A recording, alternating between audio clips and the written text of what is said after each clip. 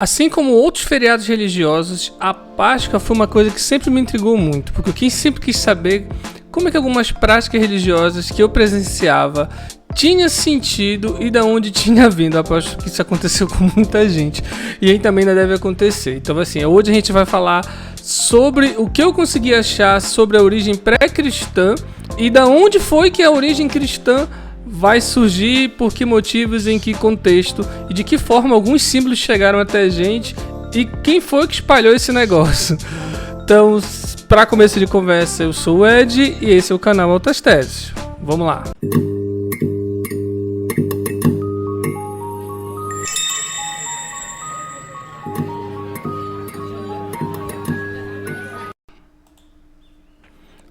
A Páscoa é uma das festas muito tradicional no calendário cristão e tem origem baseada tanto na tradição judaica como em elementos e concepções pré-cristãs europeias, como por exemplo os povos germânicos. Acho que a grande sacada para eu entender um pouco disso hoje foi entender isso. Povos como os bávaros, os francos, os frisos, os lombardos e os normandos contribuíram em muito para os símbolos que chegam até nós, que é utilizado, reinterpretado e ressignificado dentro da Páscoa cristã. A celebração possui uma data móvel e o sentido cristão relembra a crucificação e a ressurreição de Cristo conforme descrito no livro sagrado cristão. Então assim, eu descobri que o termo Páscoa deriva do termo hebraico Passach ou Pessah, que é a Páscoa judaica, só que entre os judeus a celebração vai ter um outro significado, que tem relação com a libertação do povo hebreu da escravidão no Antigo Egito. A Páscoa comemorada pelos hebreus ela é realizada próximo na época que marcava o início da primavera e possui um ritual próprio, que alguns elementos como o jejum, por exemplo, foram mantidos pelos cristãos durante esse período, mas já vai ter um outro significado que vai ser mais ligado à teologia, à história do cristianismo. O cristianismo romano, em geral, durante o processo de conversão dos povos germânicos na Europa, se apropriou de inúmeras tradições desses povos. A Páscoa, sobretudo no hemisfério norte, possui algumas associações com essas tradições locais. O culto à deusa germânica Oestern, Ostara ou Oester, você que escolhe, tem vários nomes para se referir a essa divindade, é o mais comum de encontrar nas diferentes fontes que falam sobre essa influência. Tanto que em inglês e alemão os termos relacionados à Páscoa continuam ainda com reverência a essa divindade. Uma das paradas interessantes é saber como é que isso aconteceu e quem foi o responsável, ou os responsáveis. Uma das fontes que a gente consegue encontrar fácil na internet é atribuir a obra de um dos irmãos Grimm, que é responsável pelo registro das mitologias pré-cristãs dentro da Europa. O Jacob Grimm foi ele que apontou que o monge anglo-saxão Beda Venerabilis, ou São Beda, por relacionar a Páscoa com essa divindade germânica. E o Venerável foi um monge inglês no mosteiro de São Pedro e também companheiro do mosteiro de São Paulo no reino da Nortúmbria, em Anglos. Ele escreveu um livro De Temporum Ratione. Meu latim é mais travado que o meu latido. Então, o livro significa a contagem de um tempo, que vai falar sobre a era anglo-saxônica, é escrito em latim e foi escrito em 725. Na obra inclui uma introdução à visão tradicional e antiga e medieval europeia do cosmos, incluindo explicação de como a Terra esférica influenciou a mudança na duração da luz do dia, de como o movimento sazonal do Sol e da Lua influencia a mudança na aparência da Lua nova e outros assuntos. Então o manuscrito também traz instruções para calcular a data da lua cheia da Páscoa. Aqui é que está a grande sacada. Para calcular o movimento do Sol e da Lua através do zodíaco e para muitos outros cálculos relacionados também ao calendário. Há uma controvérsia em relação a essa data e o período da Páscoa. O período do cristianismo primitivo já no século II depois de Cristo, diferente das dominações cristãs, continuam a celebrar a Páscoa em datas diferentes, sendo as igrejas cristãs orientais e ocidentais um exemplo notável disso. De início, a comemoração era feita junto à passagem judaica, e aí em 325, lá no famoso Concílio de Nicéia, que a Igreja Católica vai determinar que deveria ter somente um dia único para os cristãos comemorarem a Páscoa.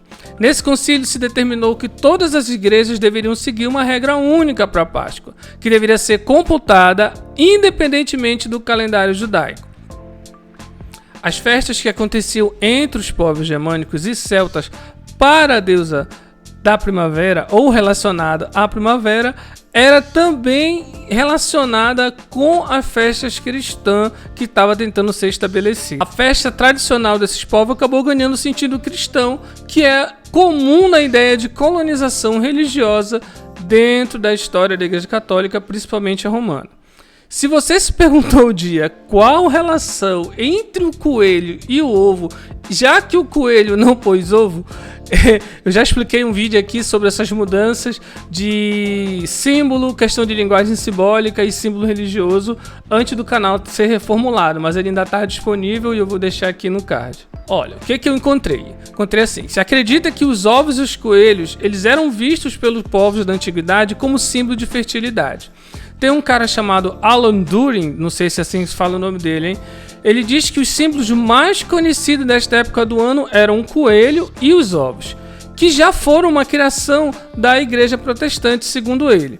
Como dissidente da Igreja Católica, muitas das comemorações católicas acabaram sendo proibidas, mas os coelhos são símbolo de uso diversificado e chega no continente americano com a migração alemã e aqui vira o tal do coelhinho da Páscoa. Eu vou deixar fixo lá embaixo um link bem interessante sobre o assunto. O texto está em russo, mas deixa de ser preguiçoso ou preguiçosa e bota para traduzir, que tem bastante informação e ilustração lá para vocês verem.